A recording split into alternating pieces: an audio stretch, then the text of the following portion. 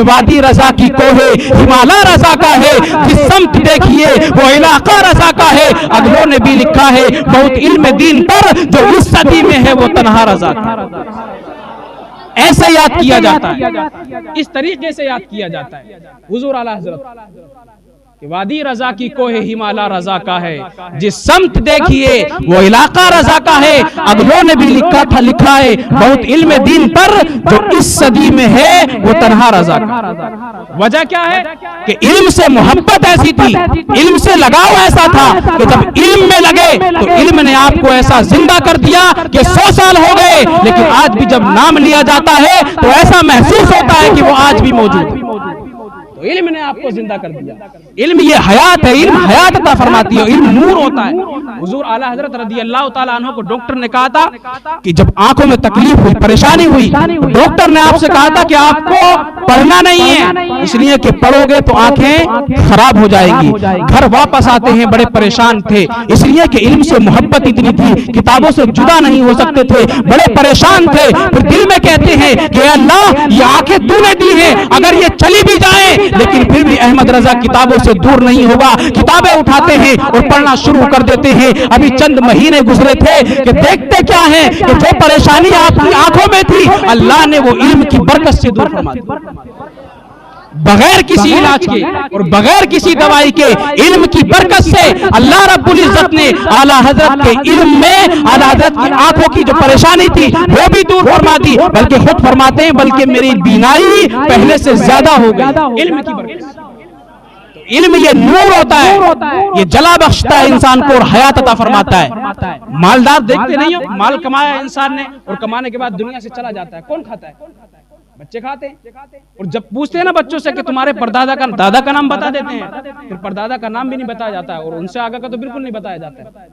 مال کھایا اور بھول گیا، لیکن علم ایسی چیز ہوتی ہے اگر علم چھوڑ کر کے مرو گے تو پھر دنیا بیت جائے گی، صدیاں بیت جائیں گی، لیکن آپ کو یاد کیا جائے گا۔ اور صرف تمہارے اپنے بچے نہیں بلکہ پوری دنیا تمہیں اس علم کی برکت سے یاد کرے۔ ضرورت ہے ہمیں کہ اپنے بچوں کو ہم علم دین سکھائیں، انہیں عالم دین بنائیں، اس لیے کہ یہ علم سیکھیں گے، یہ پڑھیں گے، انہیں قرآن کا علم ہوگا، حدیث کا علم ہوگا، تب انہیں پتہ چلے گا کہ اللہ نے ہمارے اوپر کیا حرام کیا ہے اور کیا حلال کیا ہے۔ آج دیکھتے نہیں مسلمانوں کے بچوں میں کس طریقے کی جو ہے خرافات آ گئی۔ نشہ مسلمان کرتے ہیں، عام ہو گیا نشہ کرنا مسلمانوں میں۔ وجہ کیا ہے؟ اس لیے کہ علم نہیں ہے بندوں کو۔ ہم نے اپنے بچوں کو علماء کی صحبت میں کبھی بٹھایا ہی نہیں، وہ انہیں بتائیں کہ یہ نشہ کرنا اسلام کے اندر حرام ہے۔ قرآن کے اندر متعدد آیات میں اللہ نے فرما دیا یا ایھا الذین آمنوا انما الخمر والمیسر والانصاب والازلام رجس من عمل الشیطان فاجتنبوه لعلکم تفلحون۔ اے ایمان والو، ہم نے شراب کو، جوئے کو اور ان خرافات کو تمہارے اوپر حرام کیا ہے، تمہارے اوپر لازم ہے تم ان سے بچو تاکہ تم دنیا میں بھی کامیاب ہو اور آخرت میں بھی کامیاب۔ لیکن دوستیوں کے چکر میں آج نشے کرتے ہیں۔ بیئر تو ایسے عام ہو گئی ہے کہ یہ سمجھتے ہیں کہ اس کا پینا حضرت جائز ہے، اور بہت سے تو دلیل بھی دیتے ہیں، کہتے ہیں یہ فروٹ سے بنی ہے۔ اللہ کے رسول فرماتے ہیں جب قیامت قریب ہوگی نا تو حرام چیزوں کے نام لوگ حلال رکھیں گے تاکہ اسے پی سکیں، اس حرام کام کو کر سکیں۔ اور آج وہی دور آ گیا ہے، کہتے ہیں جوس ہے۔ کوئی فرق نہیں ہے شراب اور بیئر میں، دونوں ایک ہی قسم کے ہیں۔ جتنا گناہ شراب پینے میں ہے اتنا گناہ بیئر پینے میں۔ لیکن دوستیوں کے چکر میں انسان کیا نہیں کرتا ہے، دوست کے ساتھ بیٹھے اور نشے کے عادی، نشہ کر رہے۔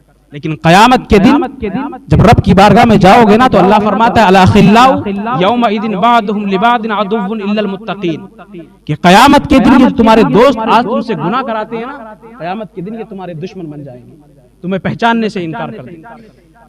اس لیے ضرورت ہے اپنے بچوں کو اگر ان بیماریوں سے اگر بچانا ہے، اگر اپنے بچوں کو صحیح راستے پر چلانا ہے تو پھر لازم ہے کہ انہیں علم دین سکھاؤ۔ اپنے گھر میں کوئی نہ کوئی، سب بچوں کو اگر نہ بھی پڑھا سکو تو کم سے کم اپنے گھر میں ایک عالم دین ضرور بناؤ۔ اس سے فائدہ یہ ہوگا کہ وہ تمہیں بتائے گا کہ کیا حرام ہے اور کیا حلال ہے، اور وہی تمہیں بتائے گا کہ علم کی فضیلت کیا ہوتی ہے اور علماء کی فضیلت کیا ہوتی ہے، ان کا احترام کتنا ہوتا ہے، وہی تمہیں بتائے گا۔ اور جب علم سے بالکل دوری ہوگی تو پھر تمہیں نہ حلال کا پتہ چلے گا نہ حرام کا پتہ چلے گا۔ اللہ رب العزت کی بارگاہ میں دعا ہے کہ اللہ ہم سب کو نبی کریم صلی اللہ علیہ وسلم کی سیرت پر عمل کرنے کی توفیق عطا فرمائے. آمین بجاہ سید المرسلین وما علینا الا البلاغ. السلام.